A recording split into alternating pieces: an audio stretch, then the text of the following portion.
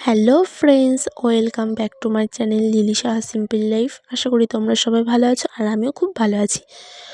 ভালো আছি বলতে যে একেবারে খুব ভালো আছি তা কিন্তু নয়, কারণ আমার ঠান্ডা লেগেছিলো, জ্বর এসেছিলো, সেটা পুরোপুরিভাবে ঠিক হয়নি। তো যাই হোক, এই যে আমি স্নান করে নিয়েছি।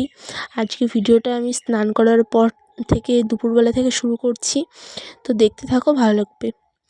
তো এই যে বাবা নারকেল কেটেছে, নারকেল দিয়ে মুড়ি দিয়ে খেয়ে নিচ্ছি। আর নারকেল দিয়ে মুড়ি দিয়ে যারা খাওনি তারা একবার অবশ্যই বাড়িতে ট্রাই করে দেখবে, আশা করি ভালো লাগবে। আমার কিন্তু ভালোই লাগে। এই যে ওইটা করেছে মার জন্য একদম পাতলা, আর এইটা আমারটা দেখো কত মোটা করে বাবা কেটে দিয়েছে, আর পুরোপুরি গোল করে। আর ভাই দেখো মালাইয়ের মধ্যে করে নিয়ে খাচ্ছে।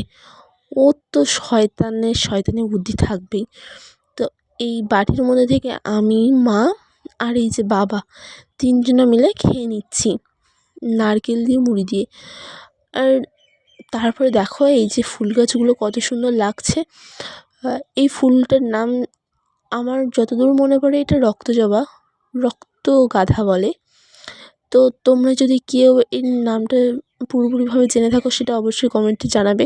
আর দেখো কি সুন্দর ফুল ফুটেছে, তাও অনেকগুলো ফুল ছেঁড়া হয়েছে, আর এগুলো কড়ির ফুল ছিল তাই এগুলো ছেঁড়া হয়নি। তো যাই হোক, দেখো কত সুন্দর লাগছে।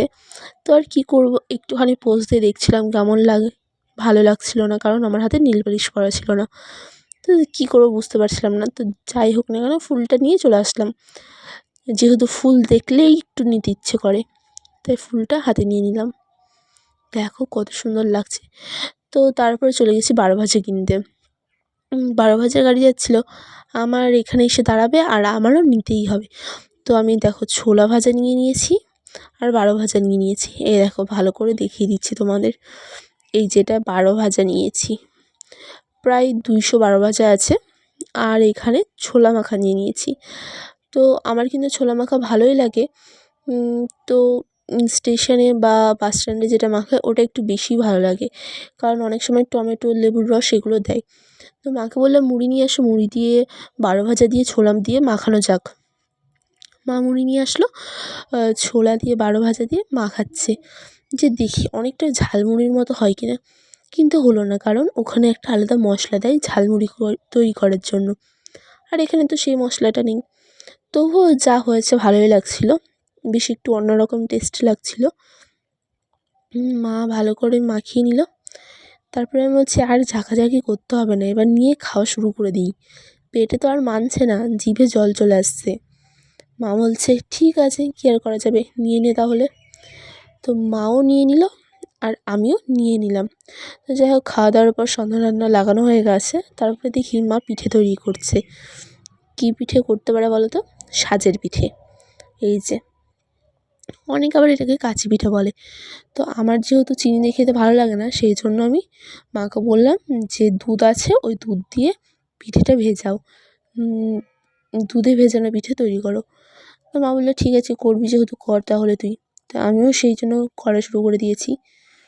আর আমার এই নতুন জিনিস শিখতে বেশ ভালোই লাগে। তুই কী আর করবো, এই যে উনুনে তৈরি করছি। তারপর ভাইকে বললাম ভাই খাবেই? মা বলছে দিবি, তাহলে দে। যেমন বলা তেমন গাছ, ভাইকে দিয়ে দিলাম খাওয়ার জন্য। দেখো এই যে ভাইকে দিয়ে দিচ্ছি বাড়িতে করে খাওয়ার জন্য। ভাই বলছে আমি জানি তো তুই আমাকে বেশি দিতে চাইবি না, আমার জন্য তোর হাত থেকে বেরোবে না, নিজে বেশি বেশি খাবি। তুই কী আর করবো, ছোটো বাচ্চা ছেলে বলছে, রাগ করলে তো আর হয় না। তো ভাইকে দিয়ে দিলাম। ভাই বলছে হ্যাঁ আমার জন্য ভাঙা যেগুলো ভেঙে গেছে সেগুলো দে। আর এই দুধে ভেজানো পিঠেটা কিন্তু সত্যি খুব সুন্দর ফুলেছিল আর নরমও হয়েছিল। এর মধ্যে নারকেল দিয়ে তৈরি করেছি, তো ভালোই হয়েছিল। চিনি টিনি দিয়েছি, পুরো পরিমাণ মতো হয়েছে। আর আমরা যে বাড়িতে তৈরি করেছি এটি কিন্তু শর্টকাটে তৈরি করা বলতে পারো। তো এভাবে ভাইকে 4-5টা দিয়ে দিলাম। ভাই বলছে ভালোই হয়েছে খেতে। তা দিদি তুইও একটু খা। জি আমি তো নিশ্চয়ই খাবো। তো যাই হোক, তোমাদের কেমন লাগলো, ভালো লাগলে অবশ্যই লাইক করো। বাই।